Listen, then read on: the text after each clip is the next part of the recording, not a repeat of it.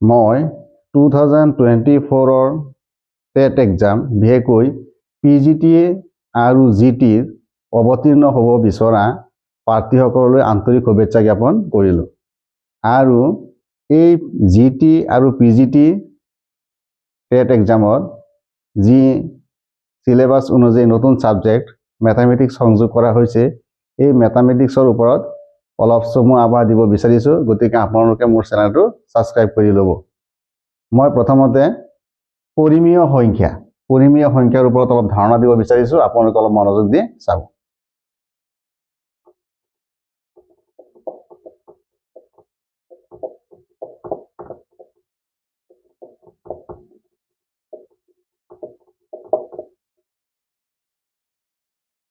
পৰিমেয় সংখ্যা কাক বোলে, ইয়াৰ ওপৰত অলপ ধাৰণা দিম। যিবোৰ সংখ্যা আমি ভগ্নাংশৰ ৰূপত প্ৰকাশ কৰিব পাৰোঁ, তেনে সংখ্যাবোৰকে পৰিমেয় সংখ্যা বুলি কোৱা হয়। মই লিখি দিছোঁ।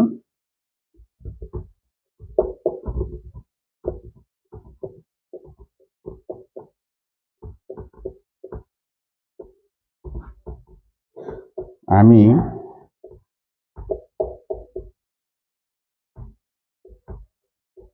ভগ্নাংশ বা P/Q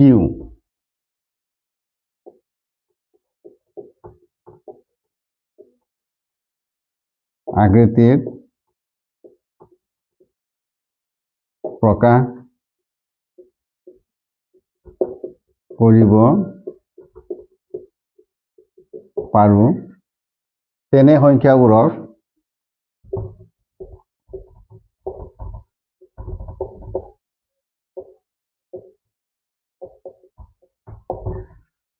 তেনে সংখ্যাবোৰক পৰিমেয় সংখ্যা বোলে।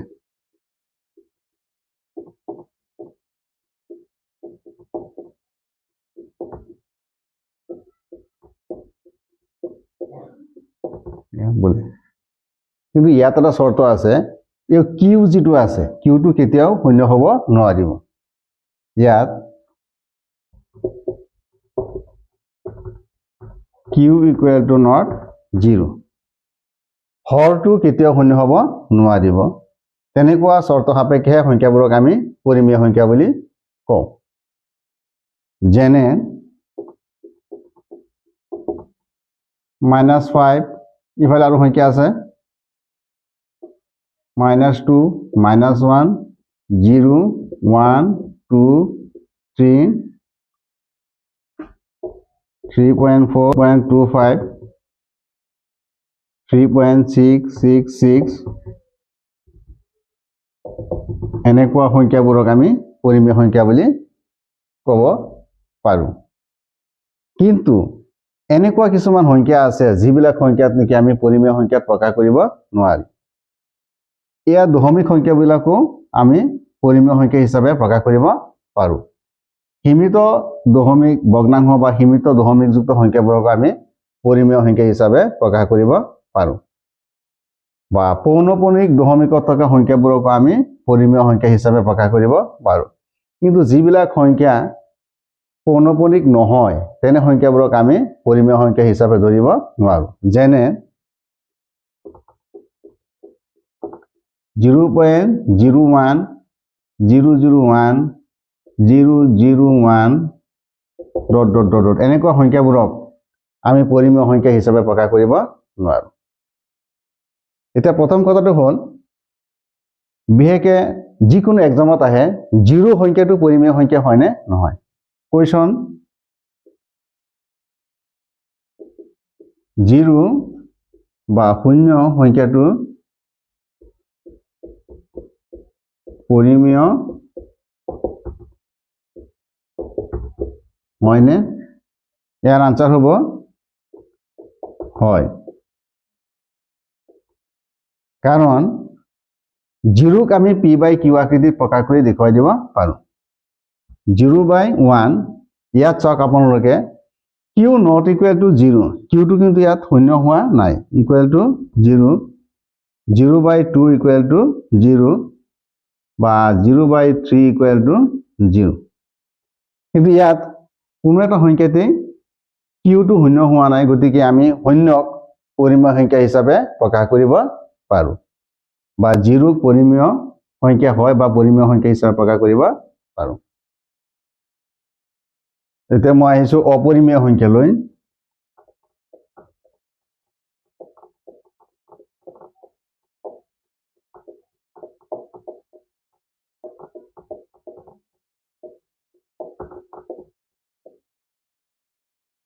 যিবোৰ সংখ্যা আমি p by q আকৃতিত প্ৰকাশ কৰিব নোৱাৰো য'ত q not equal to 0 তেনে সংখ্যাবোৰক আমি অপৰিমেয় সংখ্যা বুলি কওঁ যিবোৰ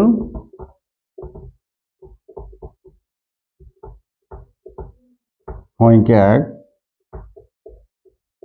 আমি p by q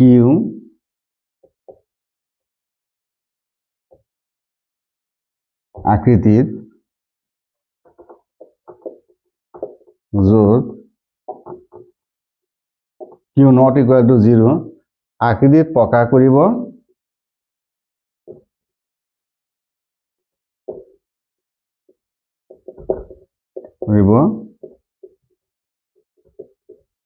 নোৱাৰি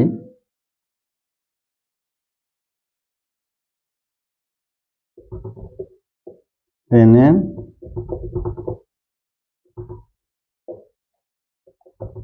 সংখ্যাবোৰক অপৰিমেয় সংখ্যা বোলে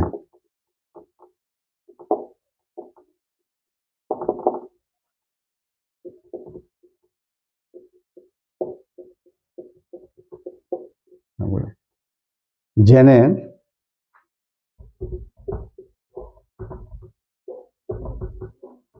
root over 2 square root of 3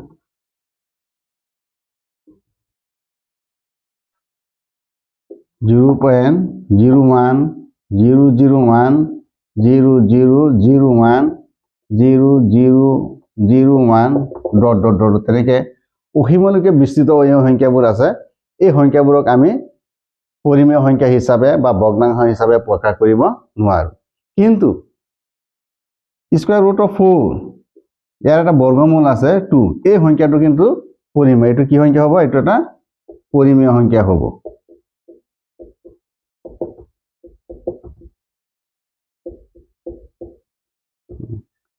যিবিলাক সংখ্যাৰ বৰ্গ কৰিব পাৰো বা বৰ্গমূল আছে তেনেকুৱা সংখ্যাবোৰ সদায় পৰিমেয় সংখ্যা হ'ব square root of 4 equal to 2 square root of 16 equal to 4 square root of 25 equal to 5 এনেকুৱা যিমান সংখ্যা আছে গোটেইবিলাক সংখ্যা পৰিমেয় সংখ্যা হ'ব মই এতিয়া আপোনালোকৰ লগত যোগাত্মক অভেদ কাক বোলে বা যোগাত্মক অভেদ বুলিলে কি বুজায় এই সম্বন্ধে আলোচনা কৰিম যিকোনো পৰিমেয় সংখ্যাৰ লগত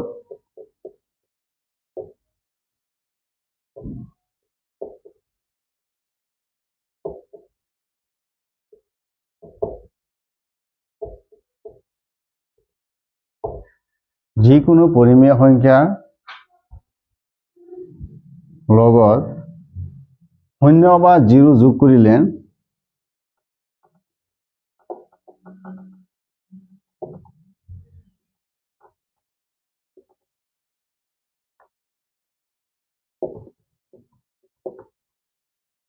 শূন্য বা 0 যোগ কৰিলে যোগফলটো সদায়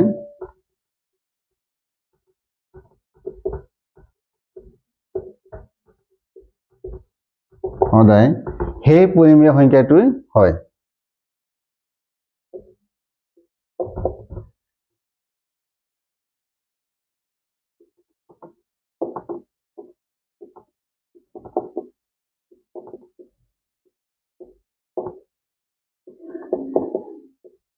সংখ্যাটোৱে হয় গতিকে শূন্যক যোগাত্মক অভেদ বুলি কোৱা হয় যেনে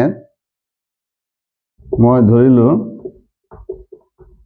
5 plus 0 equal to 5 বা যিকোনো সংখ্যাৰ লগত 0 যোগ কৰিলে সেই সংখ্যাটোৱে হ'ব মই ধৰিলো যে a plus 0 equal to a গতিকে শূন্য হ'ল যোগাত্মক অভেদ এতিয়া ইয়াত এটা এমসিকিউ হ'ব পাৰে মই কোৱেশ্চনটো এনেকৈ লিখিছো কোৱেশ্চন তলৰ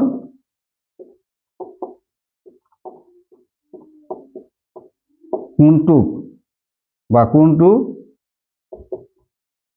সংখ্যাক যোগাত্মক অভেদ বুলি কোৱা হয়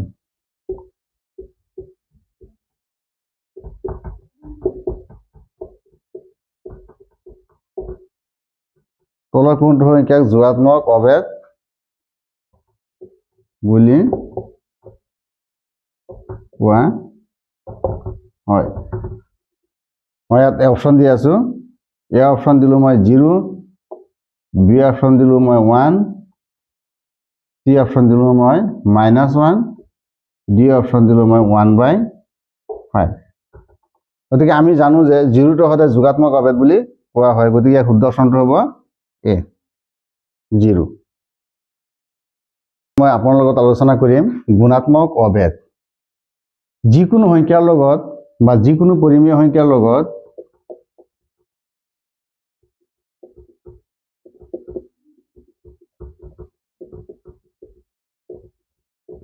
পৰিমেয়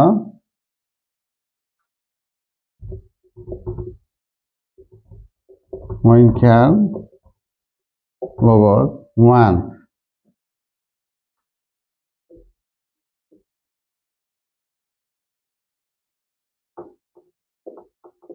পূৰণ কৰিলে সেই পৰিমেয় সংখ্যাটোৱেই হয়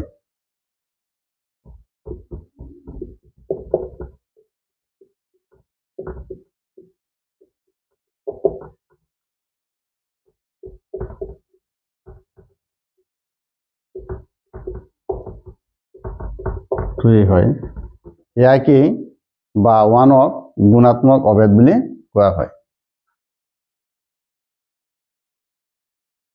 গতিকে 1ক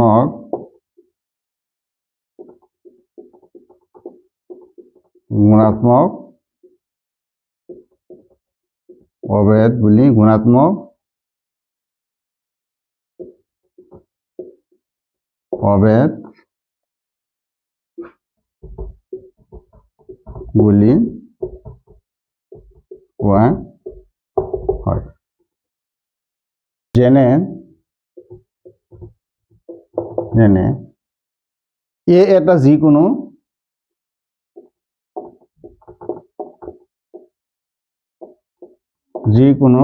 পৰিমেয় সংখ্যা বুলি ধৰিলে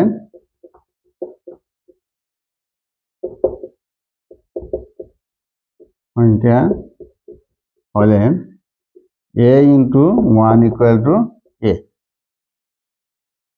এতিয়া ইয়াৰ পৰা এটা এমচিকিউ হ'ব পাৰে মই কোৱেশ্যনটো বনাই আছো তলৰ কোনটো সংখ্যাক গুণাত্মক অভেদ বুলি কোৱা হয় বা 5ৰ গুণাত্মক অভেদটো কি তেনেকুৱা কোৱেশ্যন আহিব পাৰে তলৰ কোনটো গুণাত্মক অভেদ এ অপশ্যনত দিয়া আছে 0 বি অপশ্যনত দিয়া আছে পাই সি অপশ্যনত দিয়া আছে 5 ডি অপশ্যনত দিয়া আছে 1 এতিয়া আমি শুদ্ধ অপশ্যনটো ডি হিচাপে ধৰিম বা ইয়াৰ গুণাত্মক অভেদ 1 বুলি কোৱা হয় এতিয়া মই আপোনালোকৰ আগত আলোচনা কৰিম যোগাত্মক বিপৰীত সংখ্যা যদি দুটা সংখ্যা একেলগে যোগ কৰা হয় আৰু যোগফলটো শূন্য হয় তেতিয়াহ'লে এটাক আনটোৰ যোগাত্মক বিপৰীত সংখ্যা বুলি কোৱা হয় মই লিখি দিছো যদি দুটা সংখ্যা যোগ কৰা হয় আৰু যোগফলটো শূন্য হয়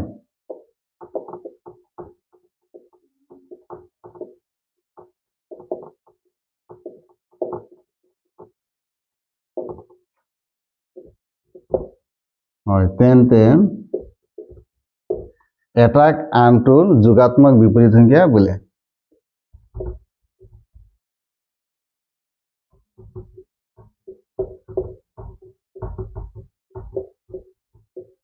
আনটোৰ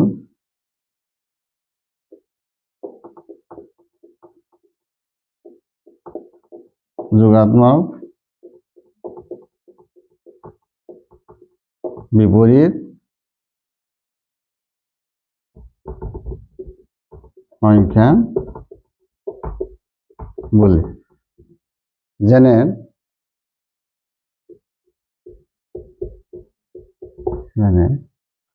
5 plus minus 5 equal to 5 minus 5 equal to 0.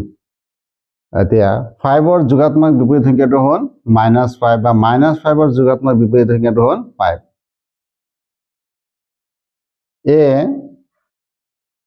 plus minus a equal to a minus a equal to 0.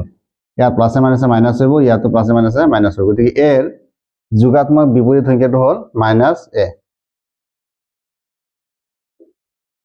এর যোগাত্মক বিপরীত সংখ্যা হব -a। বা এটা আমি কোয়েশন হিসাবে দিব পারো 5 ৰ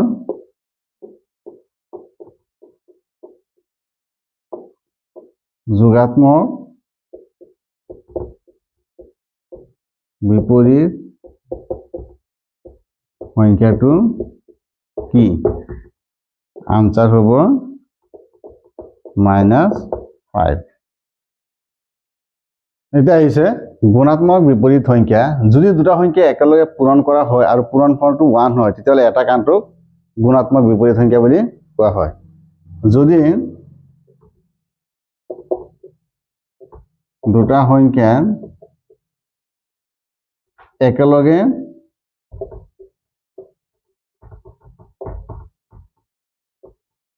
পূৰণ কৰা হয় আৰু সংখ্যা দুটাৰ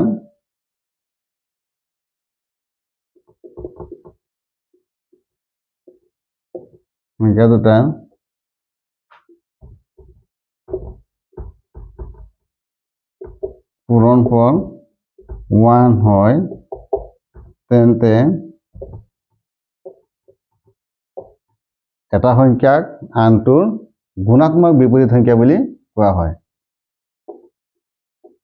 তেন্তে এটা সংখ্যাক আনটোৰ গুণাত্মক বিপৰীত সংখ্যা বুলি কোৱা হয়। যেনে মই a এটা সংখ্যা ধৰিছো, a এটা সংখ্যা ইয়াৰ লগত যদি 1/a পূৰণ কৰা হয়, a কেনসেল যাব, ইয়াত থাকিব 1।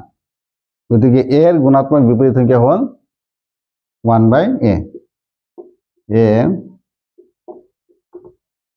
গুণাত্মক বিপরীত সংখ্যা হব 1/a।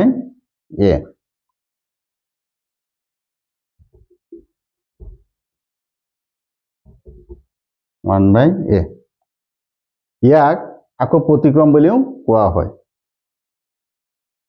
-7/3 গুণাত্মক বিপৰীত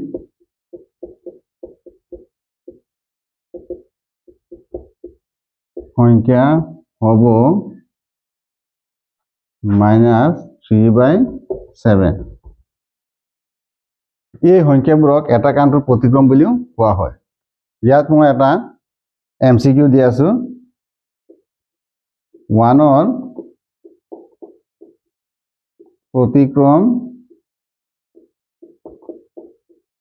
কি? 1 ৰ প্ৰতিক্ৰম হল